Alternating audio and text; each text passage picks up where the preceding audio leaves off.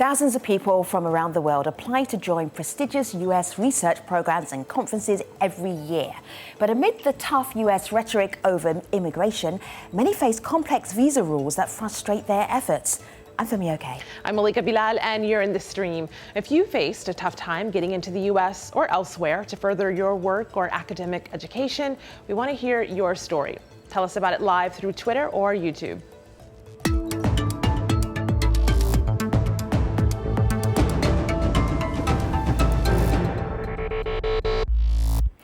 Harvard, Yale, Princeton are just three of the many US universities renowned as being world leaders in science and technology research.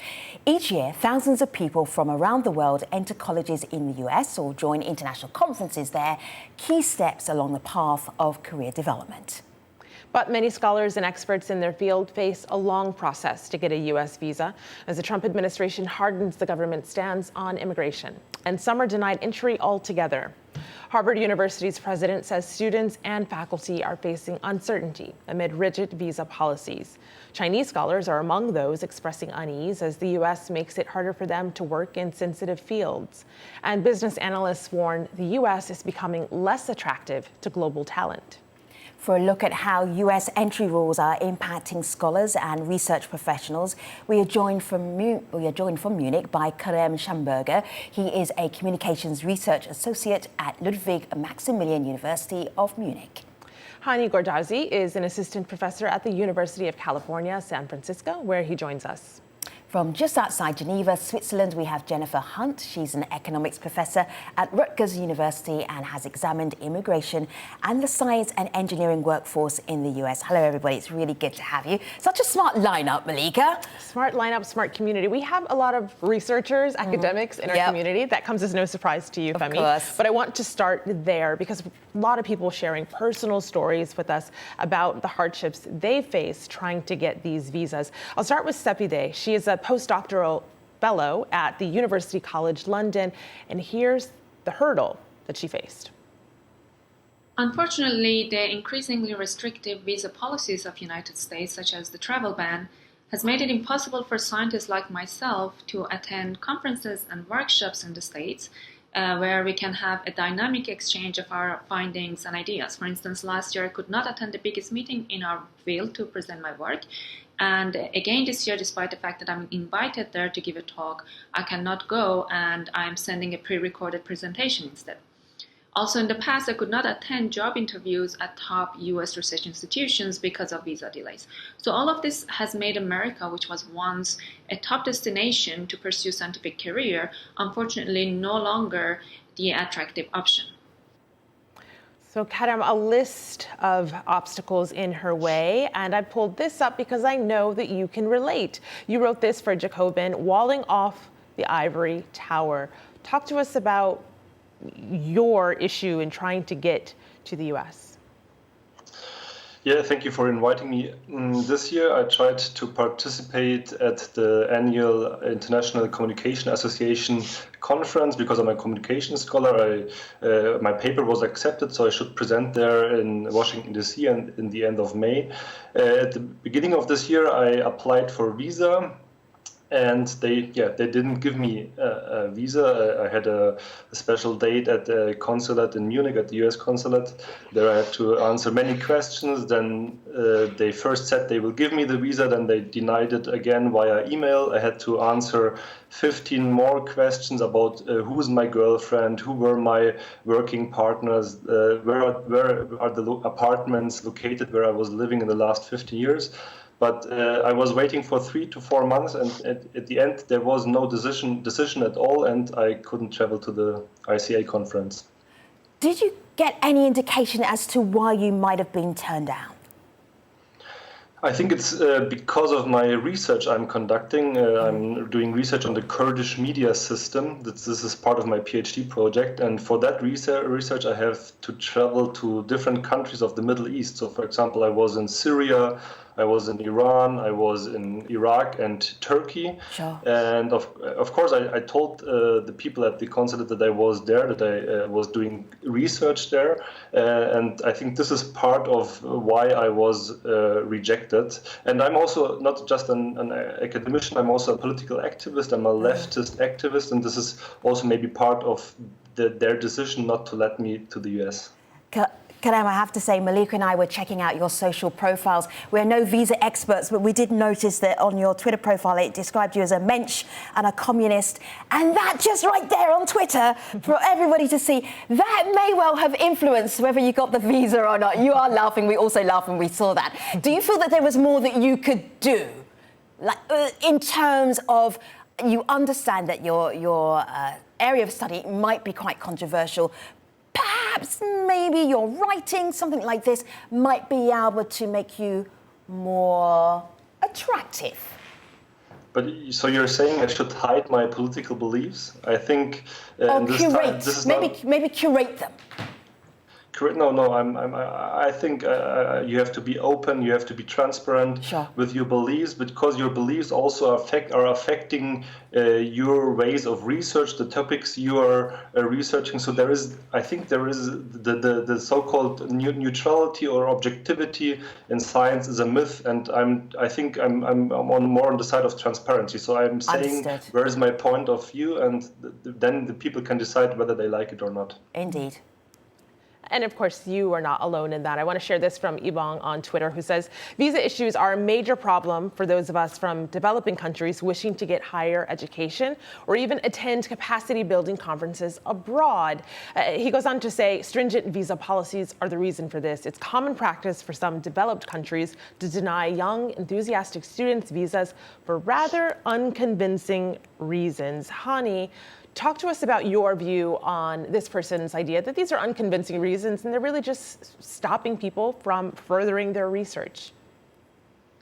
Well, absolutely. I don't disagree. For example, in the biomedical field where I work, I think, cancer knows no border, regardless of your political view or which country you are. These are the hurdles that, all nations and all humans are facing. And we really need our best and brightest to work together to solve these kinds of biomedical problems. And a lot of that requires, getting together, thinking about problems together and interacting with each other. So it's absolutely not a great idea to have these barriers for connections. I also wanted to point out another issue that I think, it's important to raise, and that is the fact that it is absolutely true that it is difficult to get in to the U.S. and the U.S. The visa processing takes forever. But it's also important to note that for a lot of students, when they are inside, because of those processing times, they actually are stuck in the U.S. sometimes for durations of their entire duration of study, which is 5-6 years. And so the opposite also applies, that they are isolated from friends and families, and also having basically access to, what we call back home, basically. Yeah. So they stay here for long durations of time. If there are conferences now outside of the U.S., they actually cannot attend either, right? So it kind of goes both ways. Either both coming in or leaving is a problem for a large group of students. And I think that the extent that is the problem, I think, is different for different groups of students and from different countries. So you kind of get this, caste system where there's different groups of students having to adhere to, more and more difficult problems regarding the visa processing and visa issues. Jennifer, let me bring you into the conversation. I'm just looking here at the refusal rates for USB visas, and these are visas that allow you to consult with business associates in the US, that you can actually work with these visas. And so just looking back just over a year ago, 2 years ago, you can see the countries that are unpopular for allowing people to come in using this particular kind of visa into the US: Somalia, Iran, Djibouti, Yemen, Syria, United Kingdom, France, Germany. So France and Germany are more popular in terms of allowing people in. Do you notice that there's a hierarchy of who eventually gets into the country on a visa that's involved in science or technology or research and who doesn't make it? I think with those particular B visas, it's actually difficult to know what from the statistics what the purpose of the visas are. So we don't know how many of those were sort of for normal business or for the sorts of conferences that people were talking about. But clearly, whichever one they're for,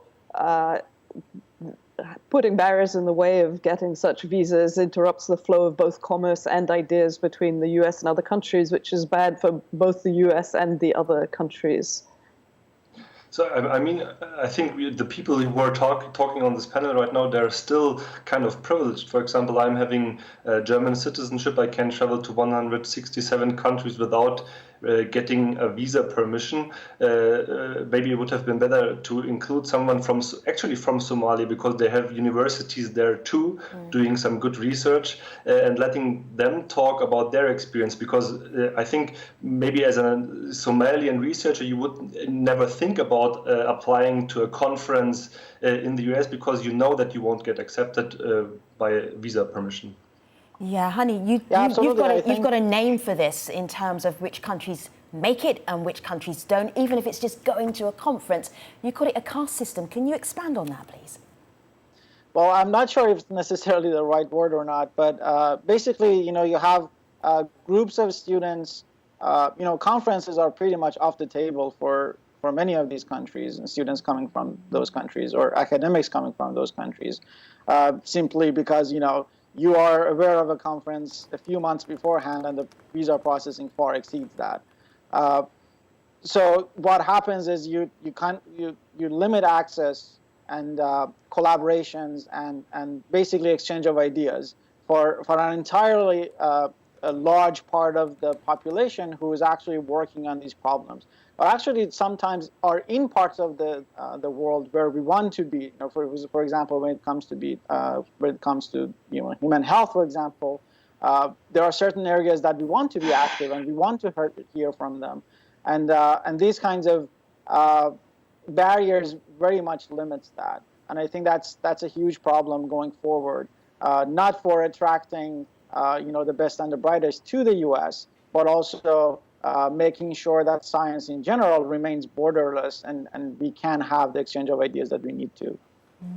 And online, people are talking about the impact that all of this has on the world, really. So Guadalupe Flores says it greatly impacts cross-cultural exchange, writing on YouTube. Different perspectives provide different approaches to shared problems. So keeping in mind that cross-cultural exchange, I want to share a video comment with you that we got from a professor, the director of global health programs at McGill University. Here is what Dr. Madhukar Pai told the stream. Reciprocity is very important for global health.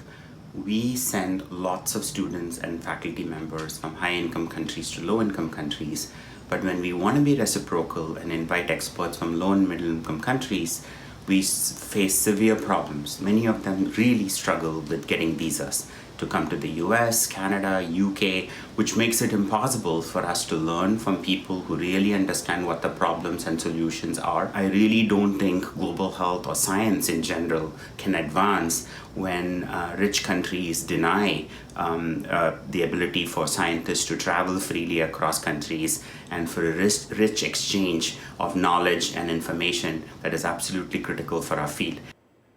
So Jennifer, you heard his take. For you, what are the knock-on effects of this? Well, obviously, innovation requires interaction amongst people and sharing of ideas and building teams and combining different points of view, as the professor from McGill just said. And it's useful to understand how important it is to realize what actually affects economic growth per capita. So output per capita in a country can be divided into the quality of the workforce, so you might say education, the growth in that, the growth in capital, so machines, computers, that sorts of thing, and growth, or rather innovation. And to give you an idea of how important innovation can be, if you look at growth in GDP, so output per capita in the US since the Second World War, 80% of it is innovation. Now, innovation can be partly technology and science. It can also be things like improving management techniques, or it can be things like improving the rule of law, property rights, that kind of thing. So it has many components, but for that period in the US, it's mostly about technology. And so this is something that's very important to the well-being of people. And for that innovation, this sort of exchange that we're talking about is very important. And it can be exchange going to conferences and temporary meetings, or we can be talking actually about immigration to the US, for example. So the longer term visas and those visitor visas that you were talking about. So student visas, temporary work visas, eventually permanent residence, or even citizenship. And all of those are important for innovation in the US and in the world. I want to add, Jennifer, you were talking about how broad this visa system is and who it impacts. There was a story that we remembered as a team about two youngsters. There were two chess champions. Have a look here, it'll break your heart. In the visa line yesterday, this is the ambassador, Carl McCarter, the US ambassador for Kenya, and he was in the line with a little boy and a little girl. They are Kenyan chess champions, and they were turned down for their visa. So although a trip to the US was not possible this time, I reminded them that they are champions.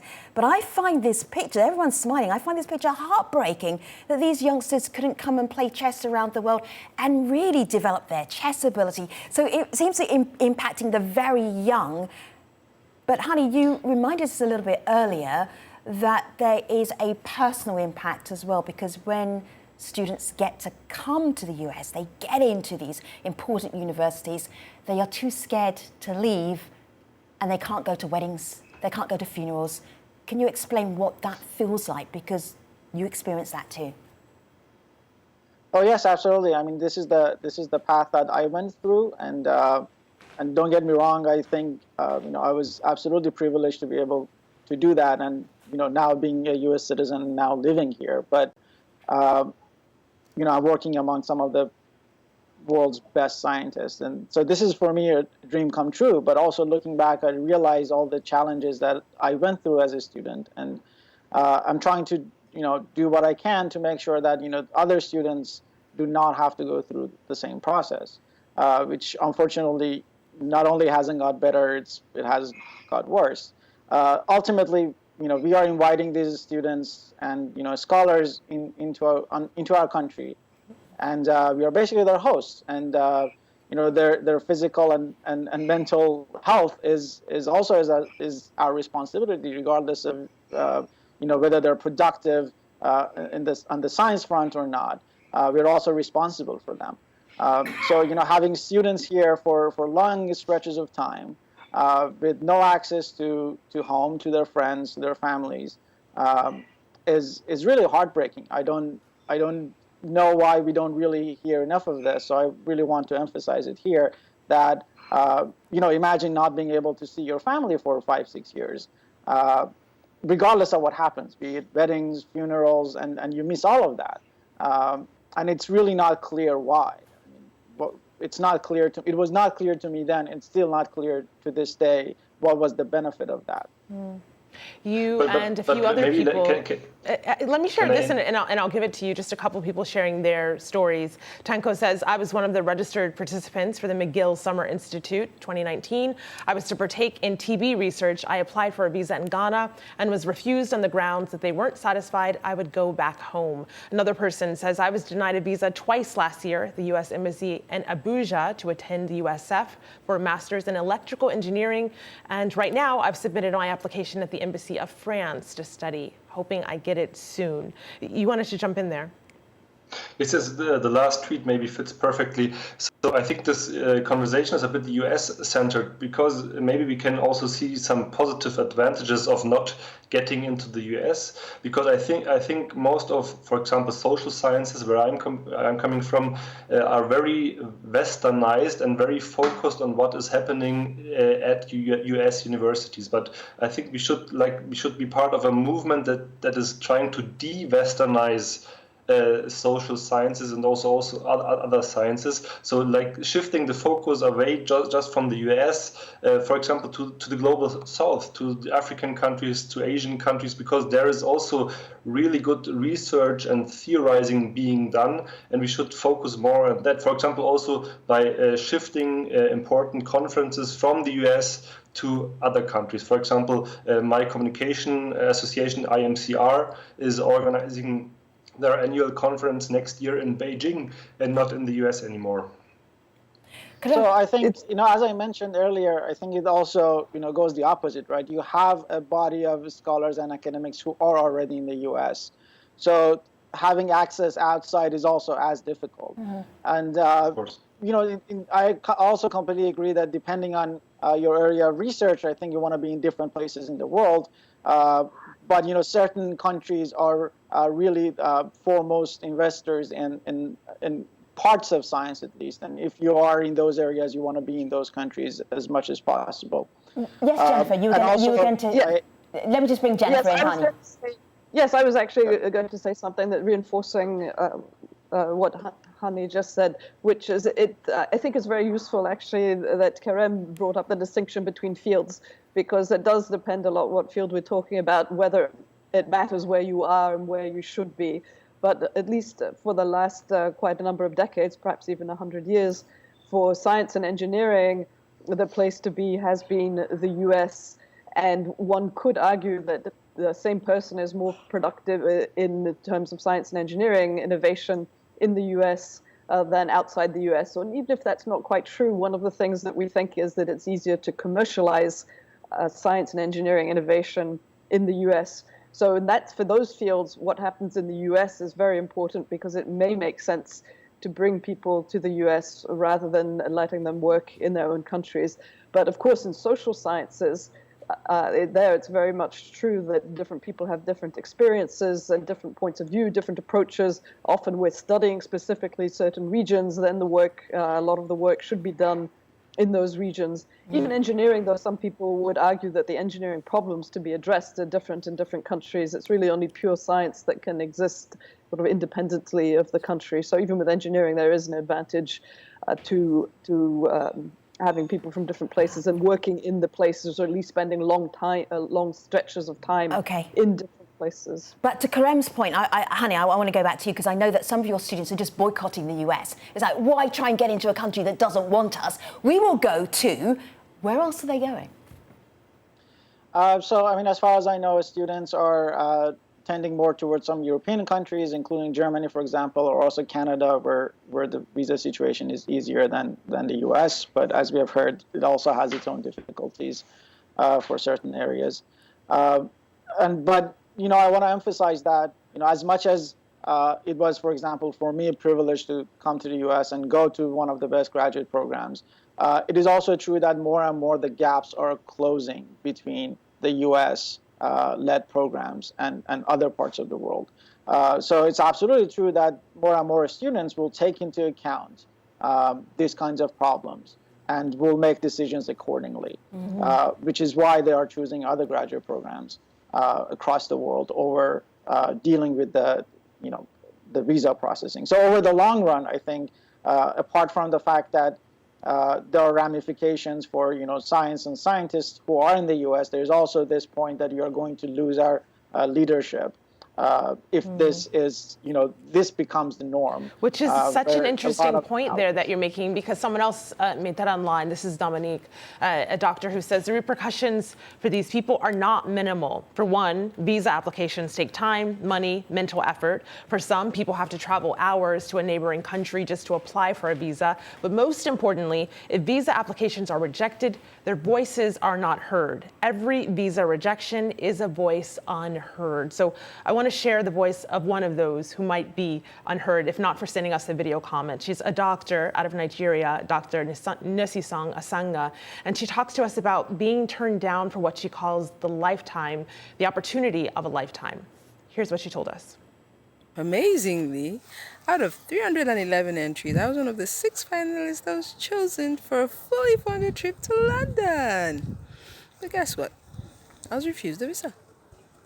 Even though I'm married and I have 3 children and I've worked in Nigeria for more than 14 years and I have investments and I have properties in this country, the immigration office wrote a letter telling me that all my investments and all my family properties and all the money the WHO was spending to sponsor me does not convince them that I was going to come back. So she says that we should use the money that goes to sending people on flights to instead set up satellite centers in these countries. Thank you so much to you for being part of the conversation, and to our guests, to Karem, to Hani, and also to Jennifer. We really appreciate your insight into the complicated visa situation for scholars around the world. We will continue online at AJ Stream on Twitter, YouTube, and aljazeera.com/the stream.